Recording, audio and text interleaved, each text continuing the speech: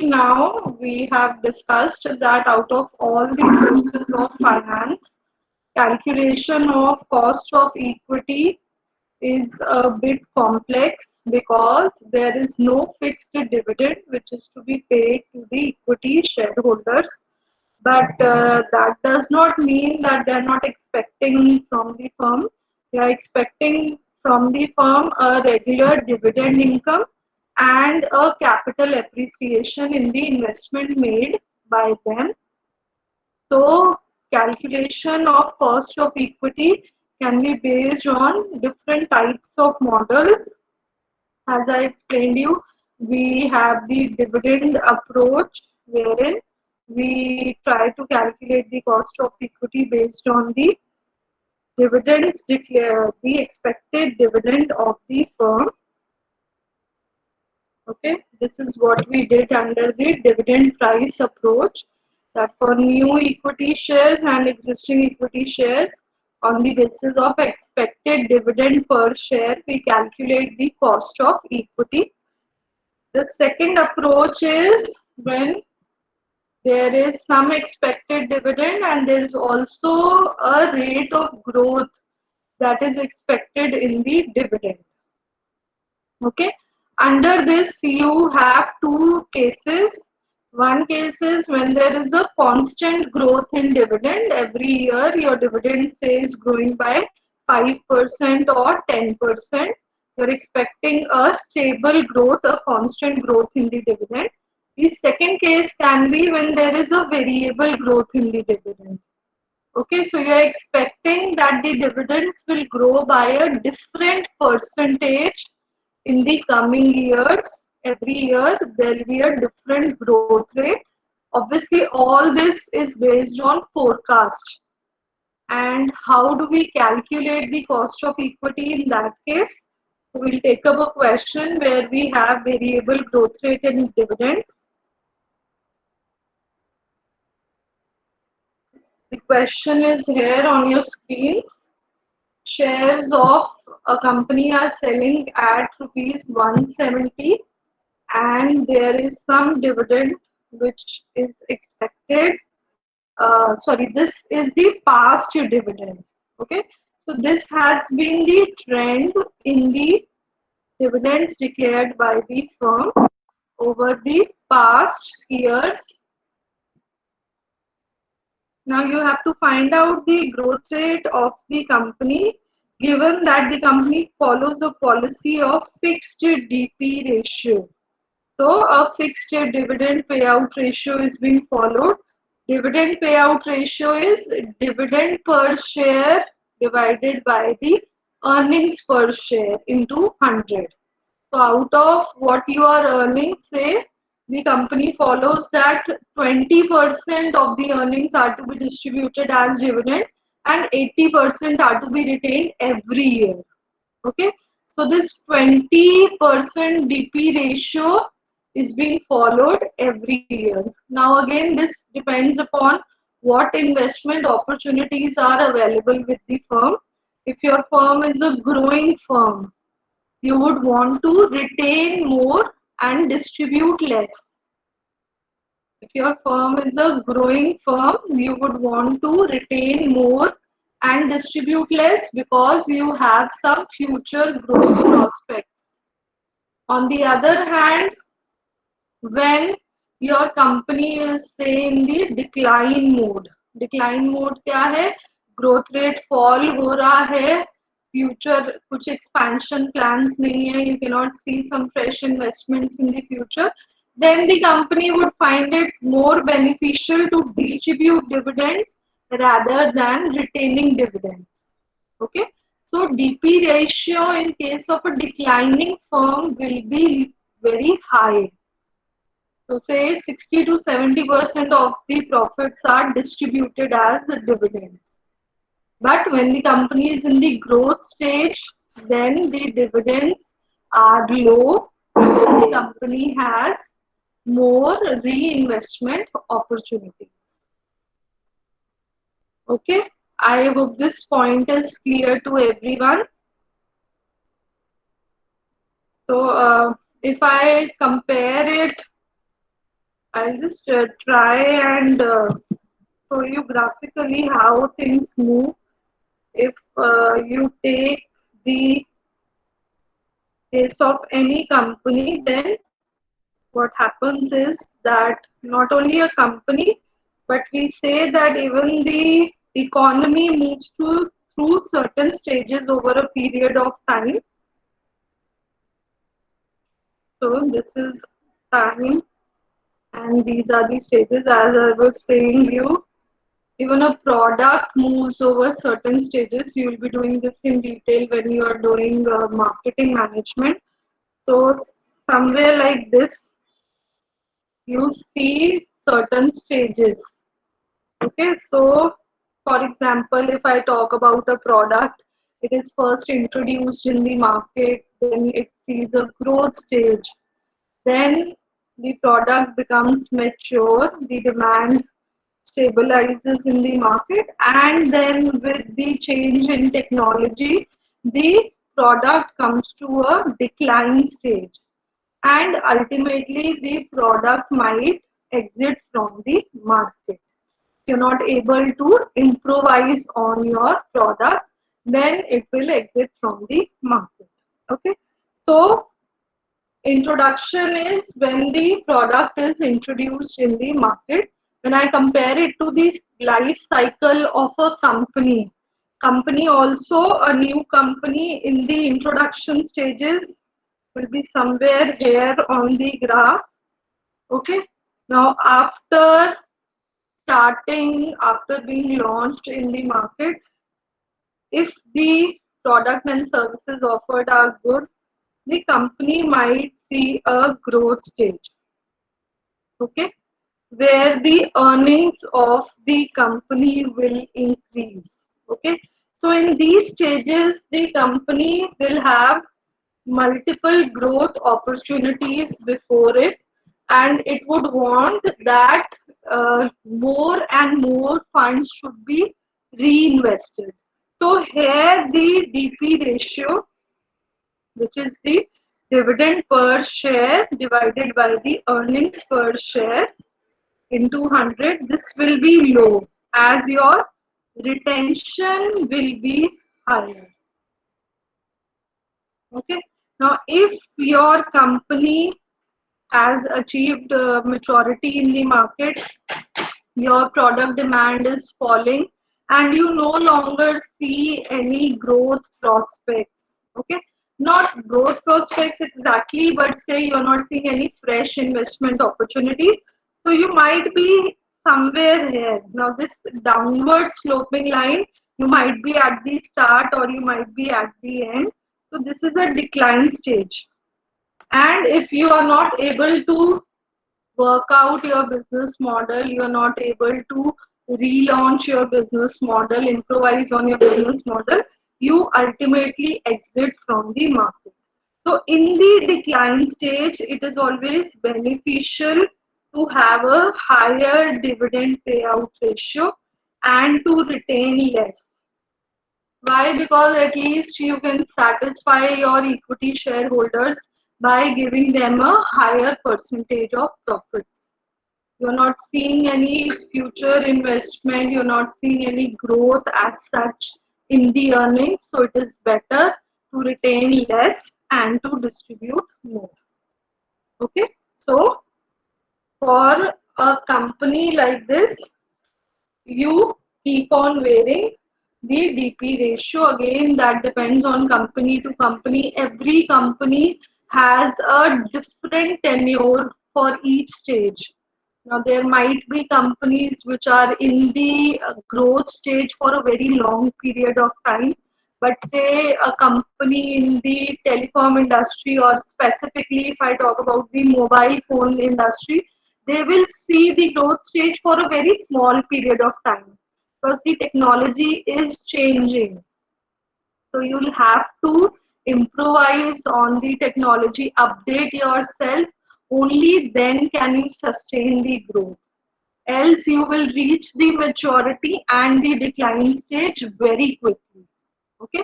And again, these kind of cycles are repeated for an economy also. Okay, so let's come back to the question. You have to find out the cost of equity. Now in this case, if you see, you cannot you see that there is some change in the dividend every year. Okay, and you have to first calculate what is the growth rate of the company. Now a 12 rupee dividend is increasing to 16.07. So the first thing that needs to be identified is what is the growth rate in the dividends of the company every year.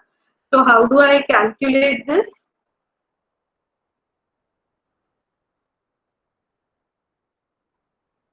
I do not know the growth rate, but I know that in 5 years, these 12 rupees are growing to 16.07. Okay, so in 5 years, the growth in dividends is at such a rate that at the end of the 6th year, you are declaring a dividend of 16.07. So when you solve the equation, so this is what you get. 16.07 divided by 12 gives you 1.339. So how to solve this further? Either you can use a log, or an easier method is that since you are going into the future, you are compounding interest. What we can do is we can use the compound value tables or future value tables, and in this case we use the, since there is a change every year, we use the future value interest factor table. I'll also show you the table just to locate this value. 1.339 is the value which we need, and this value growth is seen in 5 years. So I have to locate the interest rate here.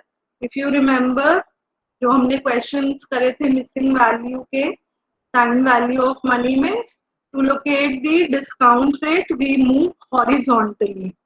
So 1.339 is the value which we are looking for in the 5-year column, and if you see, you are reaching this value here. 1.338 you are getting at 6%.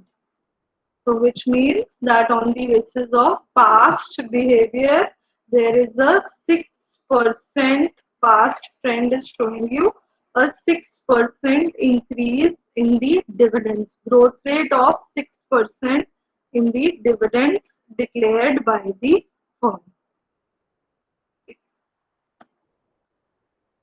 Okay, so my growth rate here is coming to 6% per annum.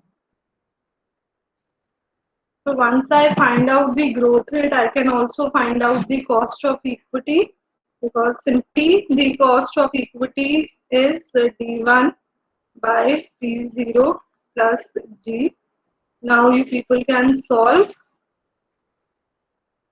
How will I calculate D1? Anyone? These are past dividends and I have to calculate the dividend expected at the end of year 1. That is expected in the future. How will I calculate D1? हम 6% increase कर रहे. Very good. 6% increase करोगे जो last value है dividend की. Okay. So this will be 16.07. 1 plus 0.06. P0 is 170 and your growth rate is, since we are taking everything in decimal, I am putting 0.06 here in decimal. So please solve this equation and you will get the answer.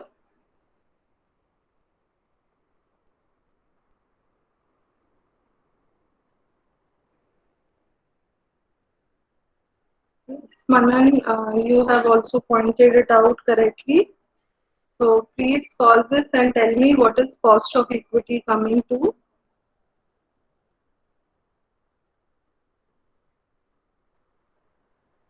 I will check the answer by that time.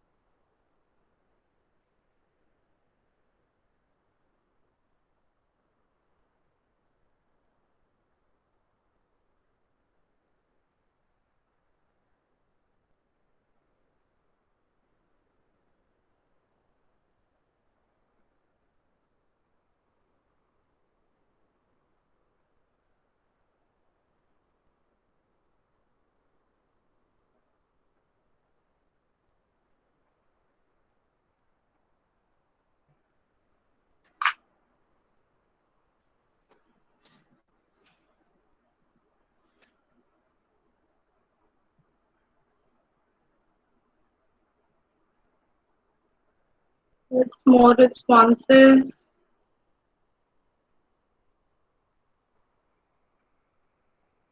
So 16.02, this is the correct answer. Your cost of equity is coming to 16.02%. So if explicitly you are not given the growth rate in dividends, you'll have to trace it using this approach. And here we have used the table A1, which is the future value interest factor table. Okay. I hope this is clear to everyone. Now we move to the next approach of calculating the cost of equity, which is the earnings price approach. So till now we were working on the dividend approach. Okay, you took a dividend price approach or dividend plus growth approach. Now we, instead of dividends, we are considering the total earnings of the firm, which include both the dividend declared and the retained earnings. So under the earning yield approach, the cost of equity is EPS, earning per share divided by market price for existing equity, and for new equity we take it EPS divided by N. Okay, there is a very popular ratio that is seen in the stock market, which is known as the PE ratio. I hope you people have heard about the PE ratio. What is the full form of PE ratio?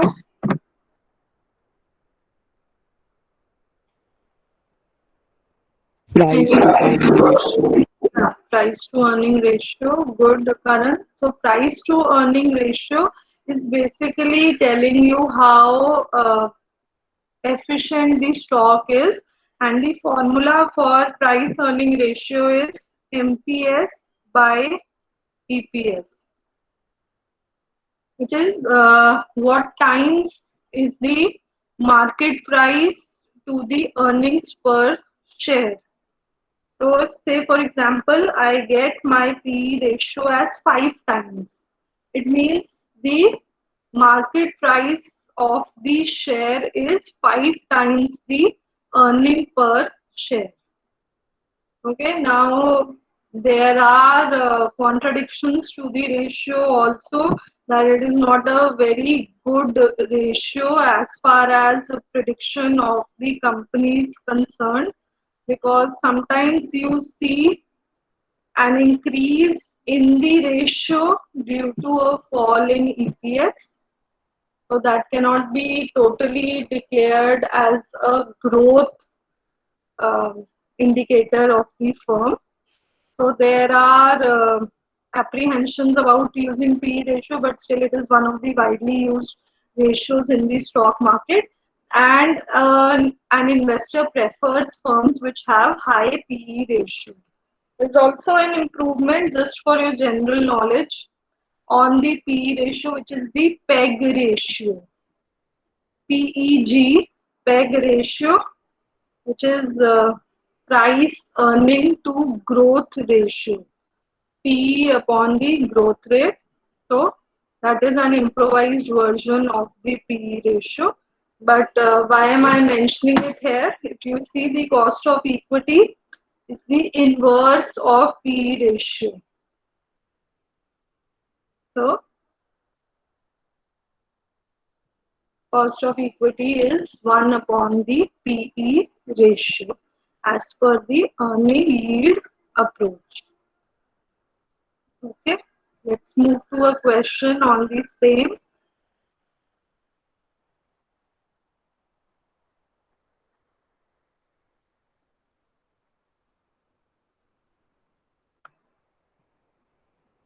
So the question is there on your screens. The share of a company is presently being traded at 50 rupees and is expected to pay a dividend of rupees 4 per share. Now, this is not exactly on earnings, it is on dividend. Nevertheless, we'll solve this question. It plans to raise fresh equity share capital. The merchant banker has suggested an underpricing of ₹1 for the new shares and 50 paisa per share on the miscellaneous expenses. You have to find out the cost of existing equity shares and the new equity. So, existing cost of equity and the cost of new equity needs to be calculated. As we have seen, cost of equity in existing case will be D1 by market price plus the growth rate, while here it will be D1 by net proceeds plus the growth rate. So please put in the values in the formula and solve this question.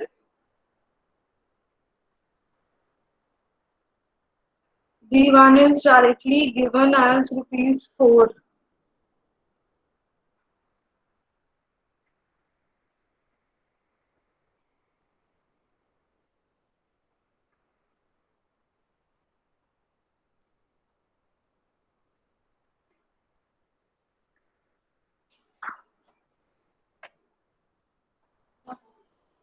Madhav को बोल दो ऊपर.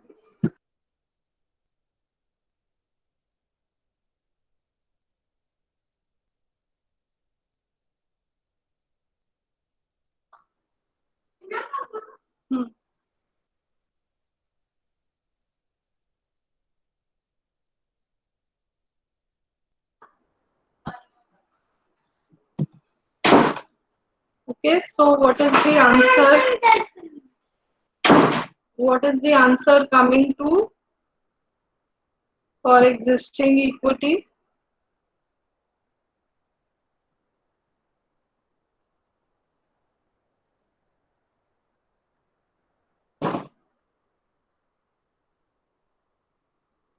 I'll just check. Yes, 16% is correct for existing equity. Simply your 4 by 50.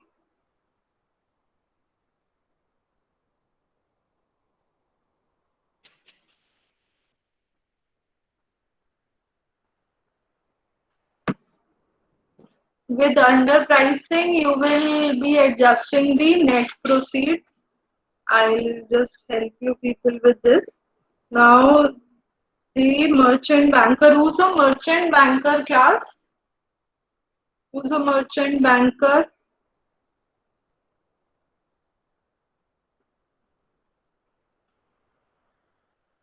Have you heard this term?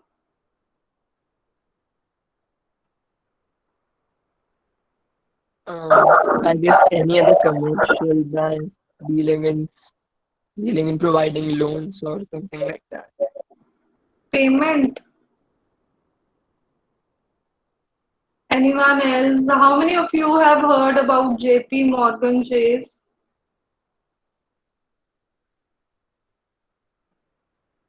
JP Morgan, have you heard? Merrill Lynch. Yes, so these are some of the biggest merchant bankers. What is a merchant banking, or who's a merchant banker? When the firm is coming up with an IPO. IPO stands for, IPO full form is Initial public offer. Initial public Public offering. offering. Yes, correct. IPO is initial public offering. So, say your company wants to raise funds from the public. Now, it is moving from being a private limited company to a public limited company by raising funds from the public, by coming up with an IPO in the market. Again, if you need, after an IPO, if you need fresh funds, the firm can also go for an FPO. FPO is further public, or sorry, follow on public offering. We are going for a further issue in the market. At this time, the company approaches a merchant banker, which will help the company in managing the issue. So basically, company is outsourcing the entire process to a third party, which will now handle everything, right from the legal formalities, advertisement of the issue, collecting the share application money, deciding on the price band in which the issue has to be made, which is known as book building issue. Okay, so these are some of the terms which are related to the share issue. Book building issue is, again, if you people are following the market, which IPO just uh, the recent IPO that has been very successful a few days back.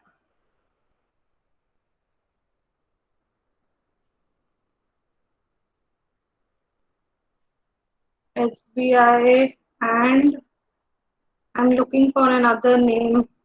Technology से related IPO है. Happiest minds के बारे में सुना है. Yes, very good Sana, good. Yes, good. Happiest minds. So this IPO has been oversubscribed, and grey market predictions for the listing day price are premium जो होगा listing पर, that's very huge. So follow these things, and this will give you a lot of insight into how your subject is actually related to what is going on in the economy. Okay, so what are merchant bankers doing? They are managing this issue, and most of the issues which are coming in the market are now book building issues. तो उसमें क्या होता है, जो public की demand है उसके basis पे प्राइस डिसाइड होता है, इशू प्राइस डिसाइड होता है शेयर का. A band is given, a range is given, से 50 to 55 रुपीस के बीच में शेयर इशू होगा. पर अब 50 और 55 के बीच में एग्जैक्ट क्या प्राइस होगा, that will depend on the applications made by the prospective investors. So investors, they give, okay, we are ready to purchase shares worth rupees 2 lakh at rupees 52. So there will be another investor who will be ready to purchase shares worth 1 lakh at rupees 51. So ऐसे करके you get the bids from the investors, and averaging out होती है और फिर cut off price decide होता है. Okay, तो इसको टाइप ऑफ ऑक्शनिंग बोलते हैं. तो डच ऑक्शन, फ्रेंच ऑक्शन, ये भी टर्म्स हैं related to share market. If you people study finance as your elective in third year, then we'll discuss all these things there also. But these are the methodologies which are followed to actually decide the issue price. Okay, and then जिसने issue price से कम पे application bidding करी है at a price less than the issue price, they are not allotted the shares.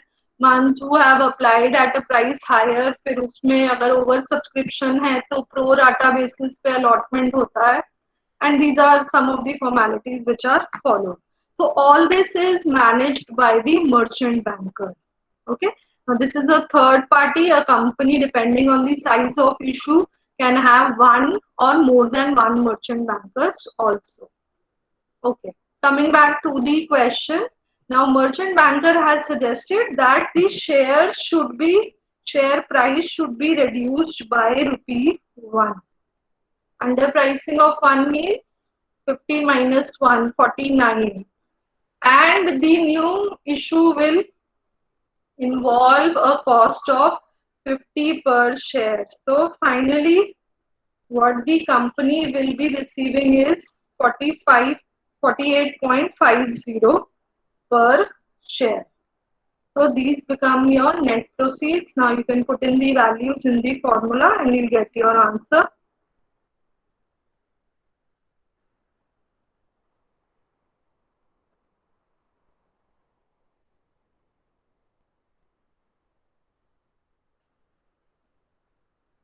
So in case of new equity, the cost is coming to how much? Please calculate. 16.24. Rest of you also.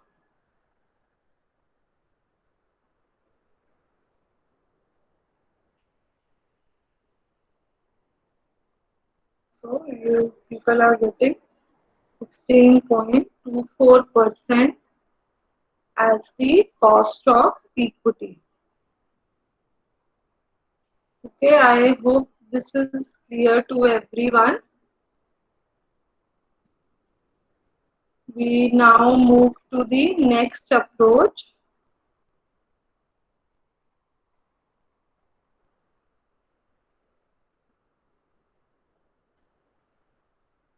Which is the realized yield approach. Yield का मतलब होता है return on the investment made. Okay. Till now, the approaches we have seen are based on some future forecast. Realized yield says estimation of future dividends earnings is difficult. So it is better to calculate the cost of equity on the basis of past returns, on the basis of realized returns. Okay. So practically we are not covering this. Theoretically you should just know the meaning, not very important. So realized yield is on the basis of realized returns we calculate the cost of equity. Trial and error method होता है इसमें, आप put in करते हो अलग अलग cost और फिर उससे tally करते हो. So I am not covering this practically. Last method used to calculate the cost of equity is the CAPM method, capital asset pricing model. Again, very important model followed generally in the investment management scenario में बहुत use होता है.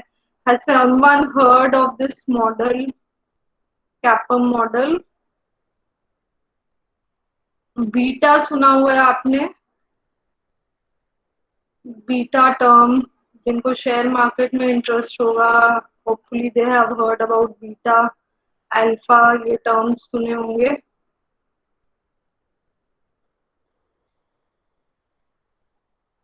None of you?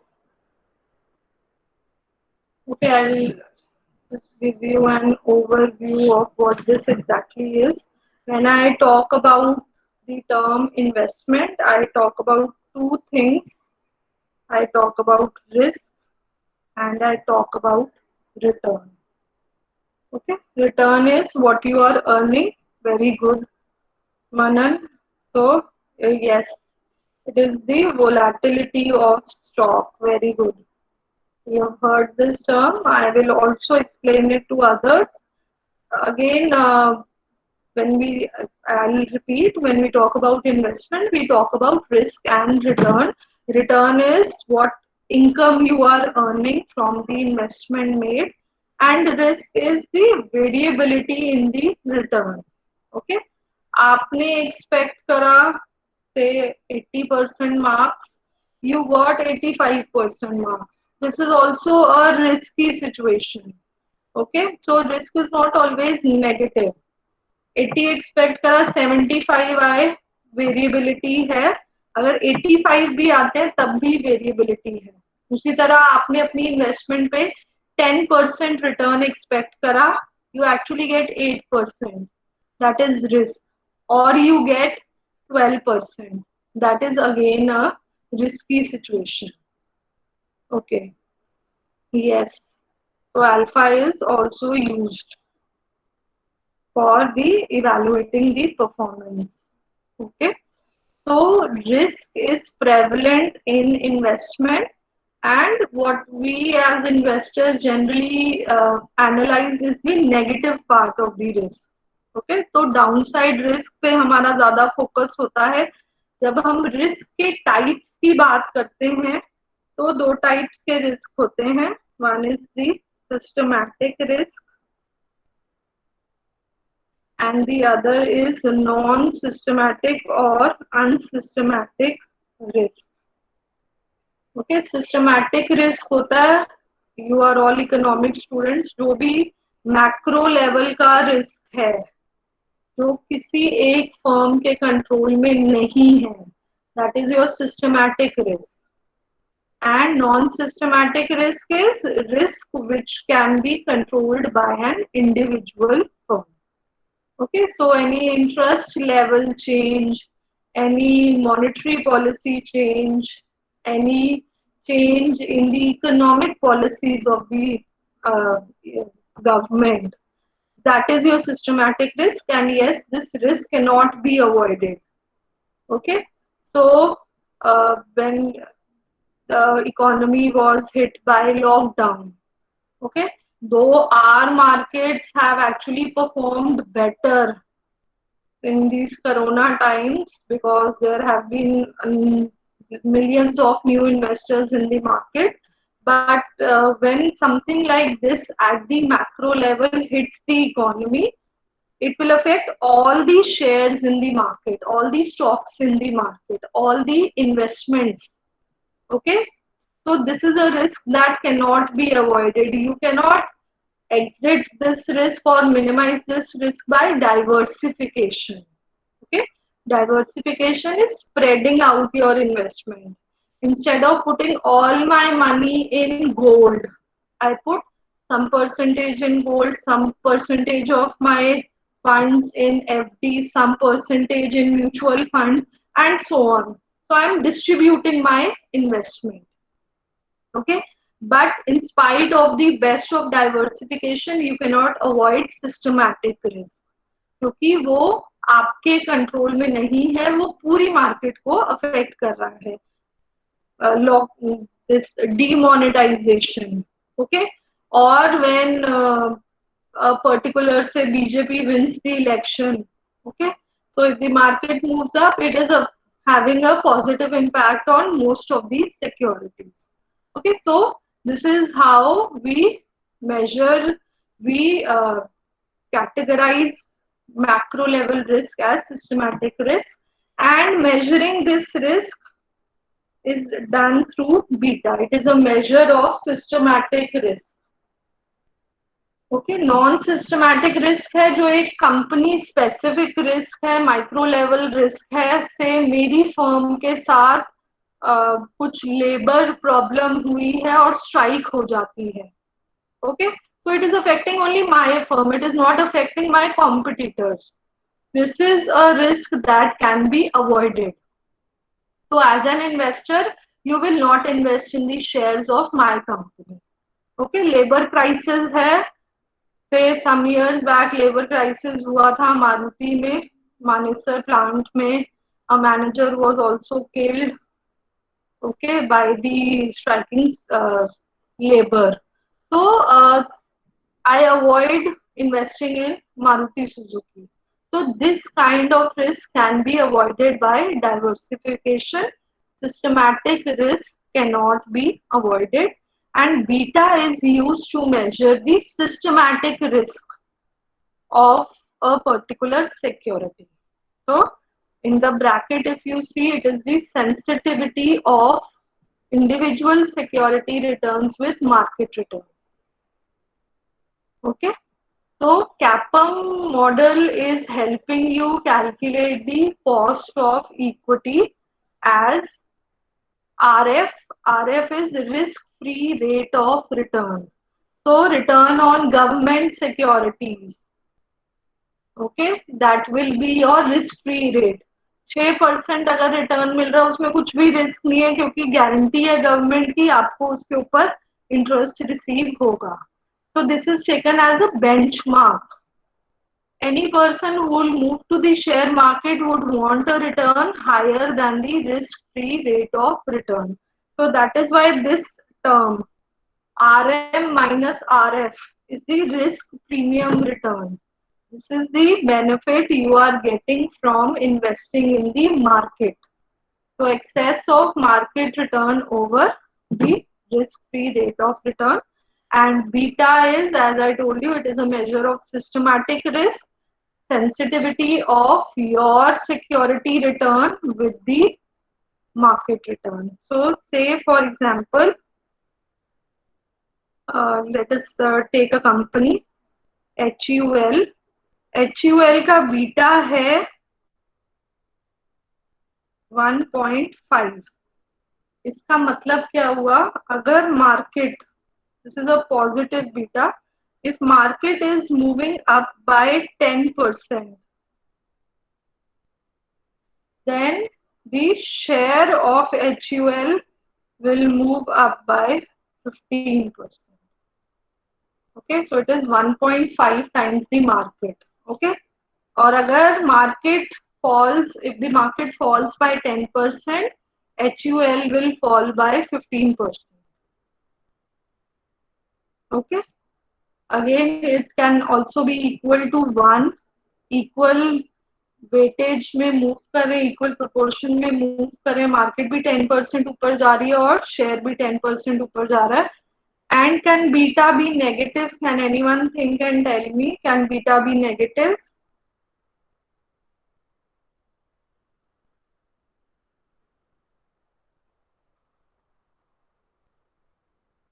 Can beta be negative, class? Any guesses? Are there some securities which move opposite to the market? Can you find out such examples? Yes, you can find out when the market is in red. Okay, so gold, not always necessarily, but yes, most of the times it is showing an opposite movement to the market, because when market falls, people again rush to invest in gold. Indian fixation है gold के साथ. Otherwise also you will find securities which are showing a growth even when the market is falling. तो उनका beta क्या होगा, negative होगा.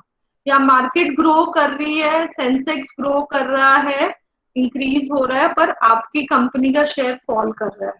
So they are moving in the opposite direction. Okay, so when you solve for this equation, you get the cost of equity. Again, we are not covering practical on this because this is a concept under investment that we'll do in the third year. So I've just given you an overview. You can get a short note on CAPM. So you need to understand these points. Okay, we'll stop here. Any question till here?